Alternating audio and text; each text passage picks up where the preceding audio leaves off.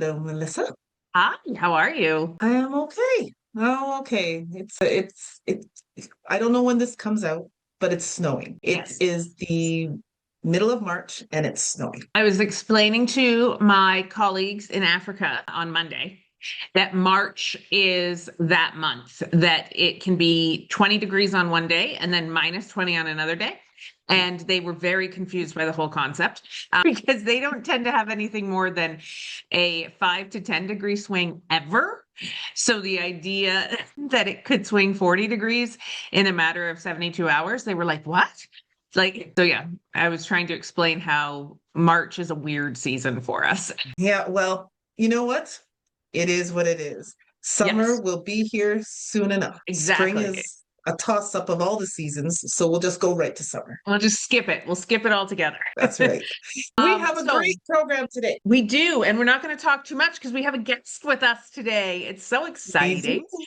do. So I am super excited to introduce Mo Hagan as our guest today. I have been lucky enough to know Mo for, I'm doing math, hang on, probably 25 years. Because 25 years at this point.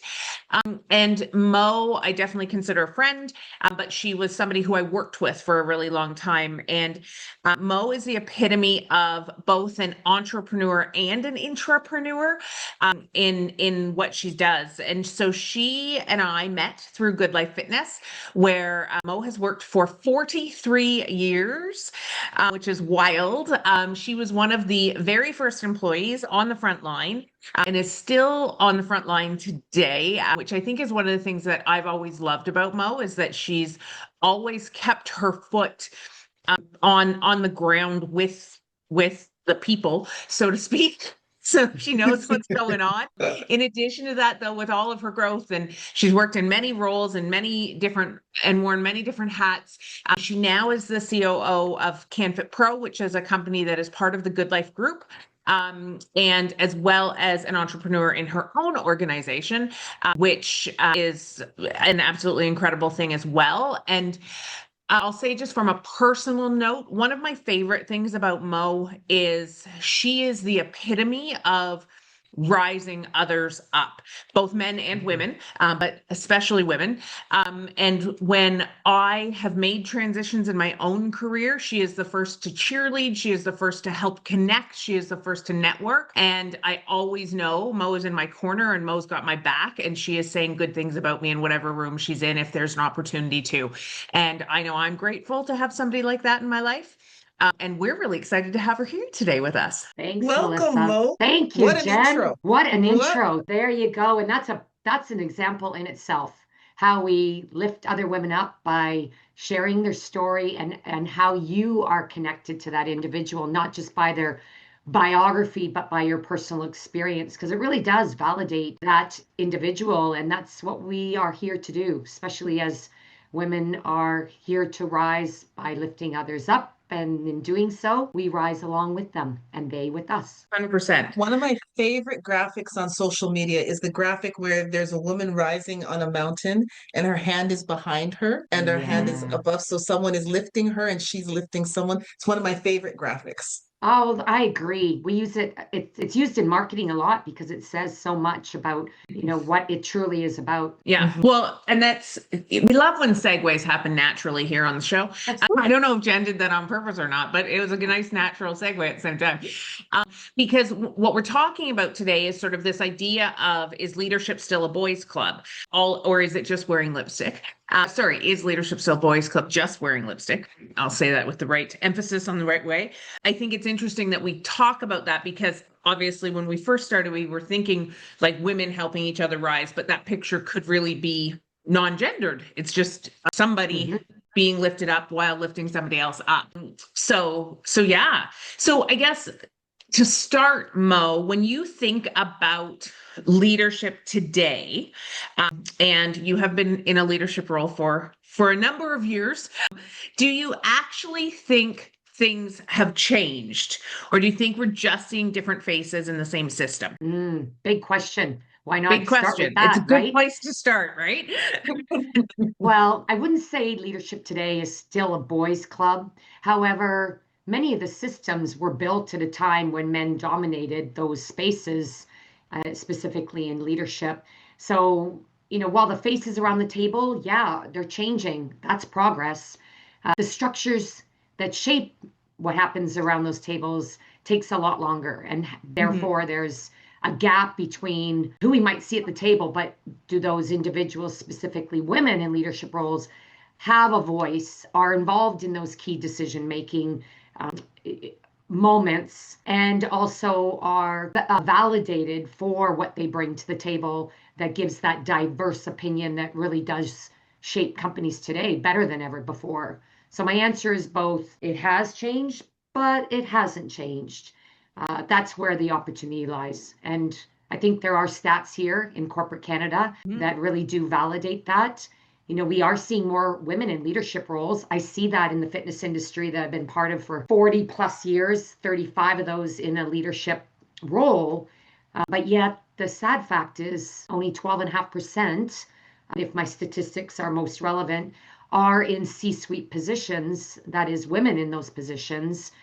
Yet women make up roughly half the workforce. So that's where the real gap is and opportunity lays to really change and transform is a better word, leadership, especially here in corporate Canada. Definitely. Well, and I think Isabel Hujon was a speaker at an event that we had recently / probably a long time ago by the time this airs. And she said 51% of those in the workforce are women at this point. So we're actually more than 50%. But yeah, I think your stats pretty darn close to accurate or thereabout. It's a low number for the women in C-suite. Yeah. I was reading something the other day that talked about the fact that a couple interesting things, and I'm going to say too much, so I apologize, but it talked about the fact that essentially men are awarded promotions based on potential, but women are awarded promotions based on proof that they can deliver in them. And so what that looks like in real life is the fact that women put more hours in for longer in order to advance. And so it typically takes women approximately 8 years longer to attain the same roles as men. Wow. And then what's happening and what we're seeing is that women, once they get there, they're tired. And that because the system wasn't built in a way that rewards them for, like, we just work harder and harder and harder and harder. And therefore, that's why we're tired, versus a man is rewarded on potential, which I think speaks to what you're saying about sort of system. There you go. To add to that, the statistics are also showing that women, once they get to those positions, are also exiting, especially women of color. And so I think it's the system that we have to start looking at.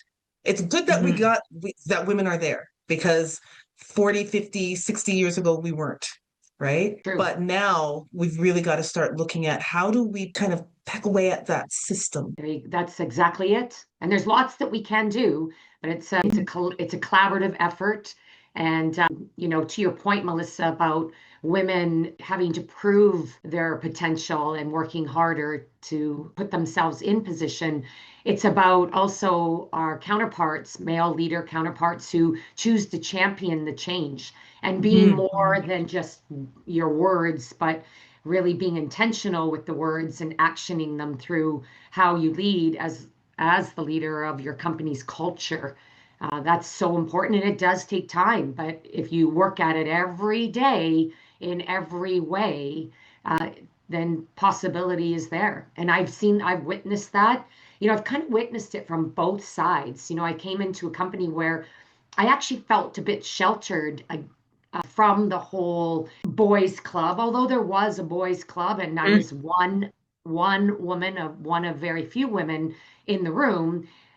My mentor, my boss, being a male, actually championed females at the helm. But it was when I got out into the world of the industry that I'm in, which is the fitness industry, then I really saw the gap and I saw the limitations and felt it. Again, grateful for my mentor, my boss, who some days took me by the hand and walked me into the room and made those first few introductions. And not just that, but actually invited me to participate, use my voice and provide ideas. and stand up for me. There are plenty of times where I was challenged, what do you know? Or you haven't done this long enough to your opinion doesn't matter. You've only been here for a few years. So again, it was having those champions. And I think it's great to have champions and mentors, but it's more about the sponsorship of women on the rise. And that's where I felt I was, as well as some of my female counterparts today, who've been with Good Life for a very long time. We feel that we had that sponsorship early in our careers. And that's going to be what's so important to move the needle going forward, is because you can open the door, but if you don't actually give women the opportunity to join the table, but not just to sit there, but to have a voice, have an opinion, and to be part of the decision making, that's going to help us change the system. It will continue to take time, but when you see progress, even if it's that 1% every day, it does give you hope and it gives you energy. I like what you're talking about with regards to allyship, right? Like having those champions that are doing practical things. Like they don't have to be these big programs. It's practical things, taking your hand, introducing you, giving you voice or sharing your voice. So important. And it would be good to be able to share with the allies what are some other practical things that you've witnessed that you do that would be supportive. Well, one of them I can say I demonstrated by attending All Women Lead, being inspired as I am every year. One, I invite friends to come. I paid for their seats because I really believe in supporting organizations like All Women Lead. So I invest to bring those I want to share this experience with. They may not know. I am very intentional who I invite into the room because I know that they will be equally inspired. They will do the same going forward. But I also believe that this will help amplify their voices. And so I introduced you both to my guests, Kim, Sandra, specifically because they are aspiring keynote speakers. They're fabulously talented and they've never experienced All Women Lead. And I know what their goals are for their careers. And doing so, I help to elevate them by introducing them and validating their contribution, their talent and resource to both of you, because I know that you also are seeking great keynote speakers. And one fact is true, I find this every single year when we're hiring speakers, is women tend not to submit applications to be keynote speakers. And then we get comments about there's not enough women on the stage as keynote speakers. And I get that challenged on panels all the time. You're a female in leadership. Why do you not have more keynote speakers that are women? My first answer is the fact they don't apply. My response to follow is, so I seek them out. And when I seek them out and I give them stages and opportunities, and not just I give, they've earned it, I just open a door. They then step on the stage.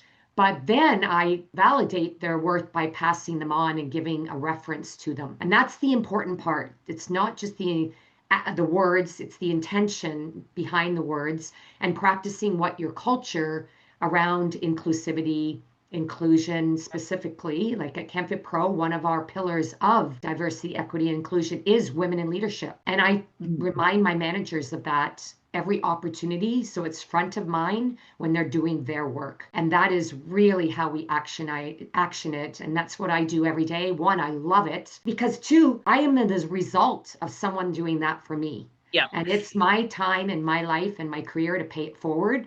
And I just love it. It's so rewarding when you elevate someone and even when they don't feel ready. And that's, again, one of the best lessons I could share is I rarely felt ready for any or all promotions I've been blessed to receive. It was because someone believed in me before I could see that potential in myself. And through that growth, I then gained the confidence to step higher in my roles that I was sometimes dragged by the hand to take. I got titles before I even knew I had a title. I just did what I loved to serve those that I love working with. And then the title was there. Sometimes I even forgot what my title was because that doesn't matter. It's not the title. It's what you get to do in that role to help bring others along. Love it. I was reading something the other day that talked about, gave an example of allyship, and it was so cool because I was like, that's such a good example. It said that it was like two people who showed up at an event. The female in the partnership was who was the actual speaker for the day. The male was her assistant. But the person who was hosting the event assumed initially that the male was the one who was speaking. And so she said, hi, I'm so and so. I'm actually your speaker for the day. And then they still continued to address the male with all things. And so what the male ended up doing was and sorry, I don't think he was actually an assistant. He was in like a leadership role, but he wasn't the main presenter. So what he did was he took the handouts and just started doing sort of I'll say the admin work as sort of a demonstration of stop talking to me about these things, talk to her, but without saying any words, just started. And so it got me thinking about like, what are some of these other things that men could do to demonstrate allyship, similar to what you're talking about in your career, that aren't standing up for us, that aren't defending us, because I think that's what a lot of men naturally do, but that's not necessarily helping us get the seat at the table in the way that we expect it. Like, allyship doesn't need to be a big thing. It can just be those little things. Are there any other things that you've experienced that would demonstrate that? Yeah, there's been a few. One that comes to mind is helping men develop their emotional intelligence, giving feedback that will support their actions in a better way in the future. And the example I can give is, and I've personally experienced this even with those that support me, they tend to, cut women off when they're speaking, especially at an executive table. And it gets to the point where you need to speak up, because I look at it as not criticizing them for constantly interrupting me when I have a thought or sharing an idea, an operational tactic, strategy, or a rationale for my fiscal goals. But deciding when it's appropriate, not in the moment perhaps, but giving them feedback and setting it up as such where you say, so and so, I'd love to share some feedback from the experience we had today together. And I'm sharing it with you because I respect you greatly, and I want to see you really shine as the role that you are, or the person that you are. And I'd love you to listen to it, and you don't need to even validate it. Give me a reason why you did. Just love you to receive the feedback. And it would be the feedback of what I experienced, how it made me feel, and what improvement would look like. And then it would be up to them to receive that feedback. But I was being honest with that person, I believe, is a really good action. And, it's, again, giving them the opportunity to grow. Will they take that feedback? Some will, some won't. So what next? And at least you gave it to them. But I do believe that if you have a good relationship with your peers, then they will receive that feedback. Although my husband, as an example, doesn't always like the feedback in the moment. He might get a little bit defensive as a former lawyer, but he absorbs that feedback. He'll come back later and thank me. And I'm like, oh, and then he'll be more aware the next time. So I hope that's helped to answer the question, but it's just one that comes to mind because that takes courage as the female in that relationship to give that feedback. But I know with my boss, Patch, he's always been sometimes resistant at first, but always grateful to get that. And it's made him a better leader and a better ally for women in the industry. And that's been really incredible to see, especially in a large company that's dominated by females in various roles. I love that you talked about feedback, because that is one of the best ways to grow your emotional intelligence. The thing with feedback is that it requires courage on both ends, because there's the courage to hear it and not become defensive, and then the courage to be able to actually give it, right? Because we don't know how it's going to be received, and that can be scary. That can be really scary for Very. people, Oh, right? yes. And that's okay. I always think that when you're afraid to give that feedback, it means you care.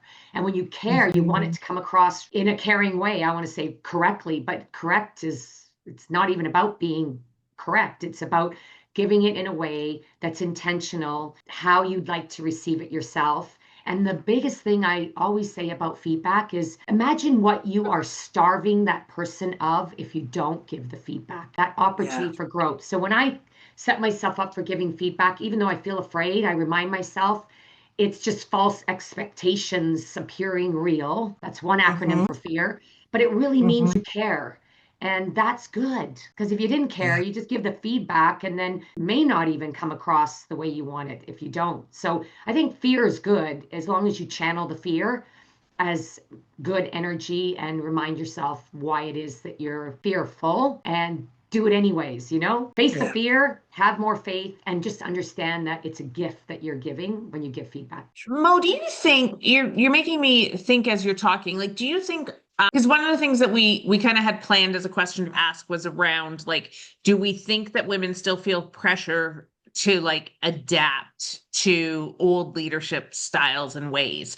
But I guess I'm curious, because you've had somebody who's kind of been an ally through a good chunk of your career, do you, from your colleagues, like you interact with a lot of people in C-suite positions and in high up positions, like, can you see the difference in terms of how you lead in your leadership style compared to those who've kind of been forced to fit into the boys club? Like, do you know what I'm saying? Like, Absolutely. as you were talking, I was like, I wonder how different this is. Well, there are times where I feel like I have to fit in, and I may in the moment. I think of it as, when it's like you need to think about it as short term. I may need to fit in the moment so that then I can build rapport and trust. Then I step into my mojo and I stand up. I open my mouth. I share my voice and opinion. I find ways to be complimentary but candid. And so I think there's a balance. You need to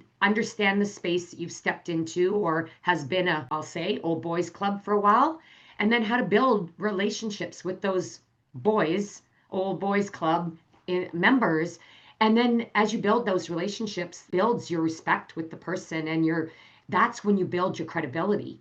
Then you can stand in your own strength. Now that's one scenario. Another scenario is that I'll step into that space with that confidence from the get-go. And that's not necessarily because I know the space, but I do so because I don't know the space. So I'm going to step in as my true self, having been mentored to grow and be the leader that I'm expected to be. With leadership is a responsibility, but it's not a power struggle. It's opportunity. So I will step into roles as that confident leader, not feeling like there is a gap or that I have to fit in at all. And then I will navigate the space as I embark on it. And if I have to step back a step for a moment, I will, but I'll continue to step forward. So there's kind of two scenarios, and I'm very intuitive. So I can step into a space and get a good sense. And it's that rapport building, mirroring and matching. And once you do, then, you can actually, you want to be authentic, but you need to know when to ebb and flow. Awesome. Yeah. To be a really effective leader, and I'm hearing this over and over, and in my world of psychotherapy, relationship is so important. What I've learned, what I'm seeing continuously is that when you've built a relationship with your people, the feedback, whatever is going on, is much easier to do, right? They trust you, you trust them, and then you can grow together, as opposed to the push-pull when the relationship has not been formed. So much easier to, move forward when you have that trust and that relationship. And that when you go to the space and you reach back for the person, as you sometimes without real knowing, reach forward, knowing that that person's going to take you over the wall. We used to do those outward bound leadership events where we'd have to trust that even when we reached over the wall, we didn't know who was on the other side, but we knew someone was going to pull us up. And then what do you have to do? You pull, not even have to, you want to pull the person that's coming from behind. So much easier to rise when you've got that collaborative energy than it is to feel like, if I rise, then I'm going to have to compete, or it's going to be a competition. I really just think that leadership isn't about one person climbing. It's about how people rise together, and it's not leadership's not a limited resource or a power struggle, but relationship is where it starts. Agree fully. 30 minutes has gone by now. Wow. Crazy, It's crazy. been great speaking with you, Mo. Like I could just listen and sit and chat with you for the next 30 minutes. Oh, well, Hang out all day. I can hang out with you too anytime. So thanks for the opportunity to share. And really, this is like therapy. I call it therapy. I'm a licensed physio by trade, and this fills my cup. It kind of Mhm. recharges my battery when I have the opportunity to share with like-minded power women and women who are just, they just are desiring opportunities. And when I can meet women and help them, it fills my cup, like I said. So thank you. I really appreciate this. And whenever it airs, just know it's just going to be a better day because of these types of conversations. And that is actually perhaps a really important point to leave, is that you can't just talk about leadership Yeah. and women rising and give to gain as just the one day of the year. International Women's Day, maybe one day celebration to really springboard the initiative. It's a year long. And Yeah. that's so important for all leaders to remember. This is not just words, this is intention behind your words. And that is through action and through your own role modeling and your own leadership. And whomever you are and whatever your role is, it's championing those that are desiring growth, men, women together, and understanding that when we all lift each other up, then power multiplies. It really does. Yeah. The state of Totally. being, state of being. Mhm. Okay, well, thank you, Mo, so much Thanks, for being our Mo. guest today. We appreciate you, and we'll make sure that we share this wide and far for people to hear. Thank you so much. Bye, Thanks, everyone. Mo. Bye, everybody. Thank you.